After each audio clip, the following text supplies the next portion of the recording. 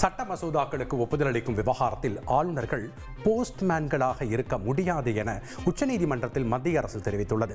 மசோதாக்களுக்கு ஒப்புதல் அளிக்க குடியரசுத் தலைவருக்கும் ஆளுநருக்கும் உச்சநீதிமன்றம் காலக்கெடு விதித்த விவகாரம் பூதாகரமானது. இந்த விவகாரத்தில் குடியரசுத் தலைவர் 14 கேள்விகளை எழுப்பியிருந்த நிலையில் இது தொடர்பாக மனு தாக்கல் செய்திருந்தார். உச்சநீதிமன்ற தலைமை நீதிபதி BR கவாய் தலைமையிலான அரசியல் சாசன அமர்வு முன்பு இந்த மனு விசாரணைக்கு வந்தது. மத்திய அரசு கொண்டு வரும் சட்டத்துக்கு எதிராக மாநில அரசு சட்ட மசோதா நிறைவேற்றி ஆளுநருக்கு அனுப்பும். மாநில அரசின் மசோதாவை குடியரசுத் தலைவருக்கும் மாநில அரசுக்கும் ஆளுநர் திருப்பி அனுப்ப முடியாது என மத்திய அரசு வாதிட்டது. ஆளுநர்கள் வெறும் போஸ்ட்மேனாக இருக்க முடியாது எனவும் மாநில ஆட்சியாளர்களைப் போல ஆளுநர்களும் கற்று அறிந்தவர்கள் எனவும் வாதிடப்பட்டது.